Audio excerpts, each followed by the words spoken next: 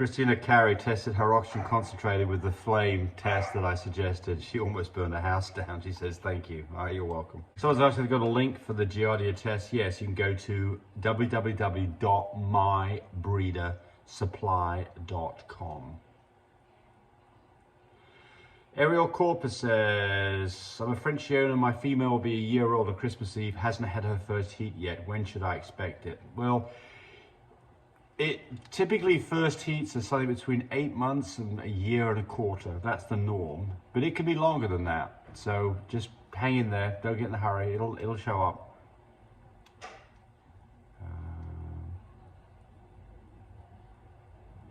So Damon Linthwaite is asking about what stain he should use for vaginal cytology. You can go to Amazon and you can buy stains there for microscope slides, all different colors. A diff stain, D-I-F-F, diff stain is what I typically use, but there's typically they're two-part stains. You put it in one thing, then you put it in another thing. But if you go to Amazon, you'll find all kinds of microscope slide stains for specimens.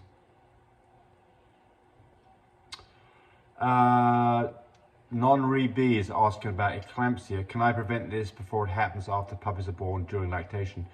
So the thing to do, look, eclampsia is not that common, but the point here is just to pay attention to it, so that if you see, what we do is we put cottage cheese on mum's food for the first week after she's whelped and she's feeding puppies.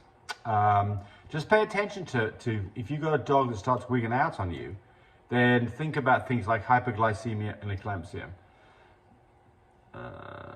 Okay. How long, this is Ellie, how long can a day miss her heat? Usually she's a couple of days off. It's been almost 2 weeks late. Oh, no, it can be a lot longer than that. Now, you typically, I mean, some dogs certainly you might be able to set your clock by them, but I would think most not. Now, I mean, look, if you've missed a heat by a few days, I wouldn't be in the least bit concerned. I would measure this in months before I was in the least bit concerned about this. One thing you can do if you've got a dog you want to get in heat is put in another dog that's in heat. That typically brings the dog in.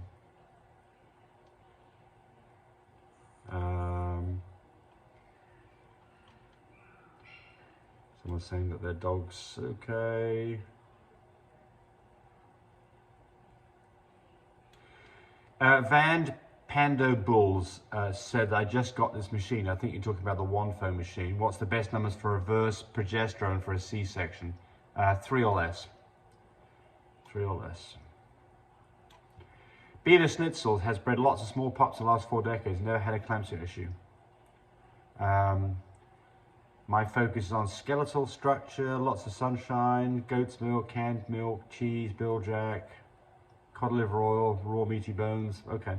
Well, yeah, so, I mean, I'm not sure what you're telling us here, but you're right. It's not a very common thing, so just pay attention to it. Lance Croniger, will you ever have another litter of your heroes? Yes, but we'd very likely give Kit a rest, though, because she's had 2 back-to-back litters.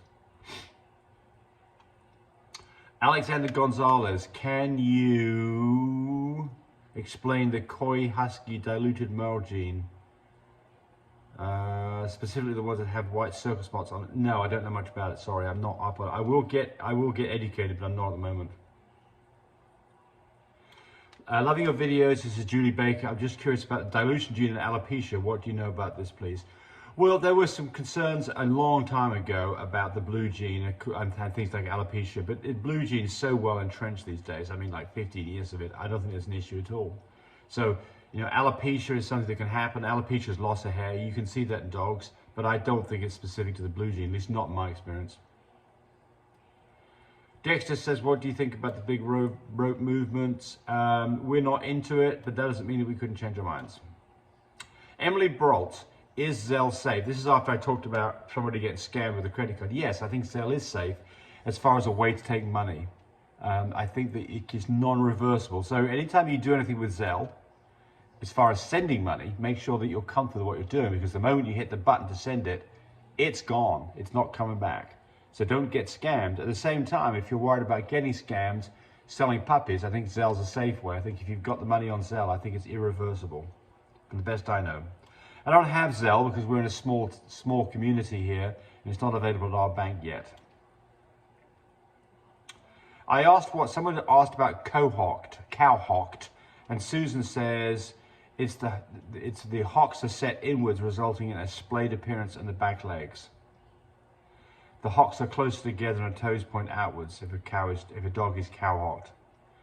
The trait does not go away over time. Instead, a cowhocked dog might become more muscle later in life, lessening. Okay, so there we go.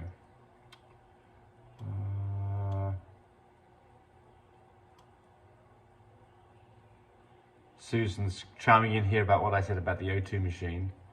She's like, in general, lower flow rates rate the lower oxygen concentrations correct. And the people in the hospital are usually 2 to 4 liters correct.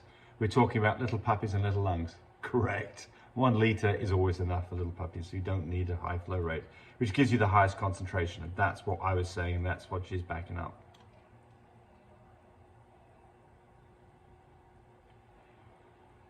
Oh, Tony G says, when anybody wants into the breeding game, I send a link to Love My Pups. Oh, thank you. Keep up the good work. You're welcome. Please invest in a better microphone for your better audio. You're right. I've got one actually to use in the car, and I keep forgetting to put it in the car. I've got actually a double microphone, so Tammy and I have both got a microphone, and I will religiously start using that. I've got an apology here to Kay Ratanus. The Aunt Jemima joke was way off-putting, bad taste. Yeah, so I agree. I mean, it wasn't meant that way. I mean, I'm an older person, and we make these mistakes sometimes. So I take full blame and apologies for that. It wasn't meant that way, but certainly I understand that it could be taken that way. So I apologize, and I'll do a better job. And thanks for pointing it out for me. I appreciate it. How are we doing time-wise? I wonder if you could explain, this is Hard Knocks, different stages of pregnancy, some common behavioral appetite changes, and some solutions. Sure. So what do you see in a dog? Well, a dog that's been bred, first thing is that you can have a discharge after it's been bred, which will be concerning. So one of the things that you have to worry about is there a uterine infection, or more likely a pyometria, which is a serious condition. So first thing is, if a dog starts to become, especially directly after AI, within a few days to a week, you've got a dog that's acting unwell, drinking a lot of water, and then one of the first things to do is take his temperature. Temperature 102 or higher, that is a concern, especially if it has a discharge. Time to go to the doctor and get some antibiotics on board. So that would be a behavioral change in the way that the dog's not acting very well. Now, at the same time, dogs can have things like morning sickness in that first week or two after AI, and they can vomit, they can be off their appetite, they can be sleepy, they can be affectionate. So there's more behavioral changes that are quite normal, and as long as they don't have an elevated temperature, it wouldn't be of any concern. So then what happens? Well, as the dog progresses in the pregnancy, not much, until about maybe 3 to 4 weeks in, you might see some swelling of the nipples, especially in dogs that have not been bred before, because their nipples are flat to their chest, and those get elongated. Dogs that have had litters before tend to come away from that previous experience with longer nipples anyway, so it's not a good indicator for them. But one of the first things would be elongation of nipples. The next thing would be general swelling. You see their tummies getting bigger, a good sign that they're getting pregnant. Now, what do? First thing is we put them on a higher protein puppy food at about 4 weeks in. We don't want them skinny going into a whelp. We put them on folic acid and a multivitamin right from when we bred them, 5 milligrams of folic acid, right from the moment they've been bred until they whelp. Now what's going to happen for these last 4 weeks? Well, next thing is you could do an X-ray at about day 54 if you want to see where you are puppy count. You can do a relaxant pregnancy test, a blood test, or you can do an ultrasound about 30 days after AI to see what's going on. Dogs can lose their appetite towards the last 10 days of their pregnancy, quite normal, especially if they've got lots of puppies inside. They have a lot of room, so they've got to have smaller meals more often, and they can go completely off their food as you come up towards whelp, and in fact will probably not eat any food at all the day of whelp.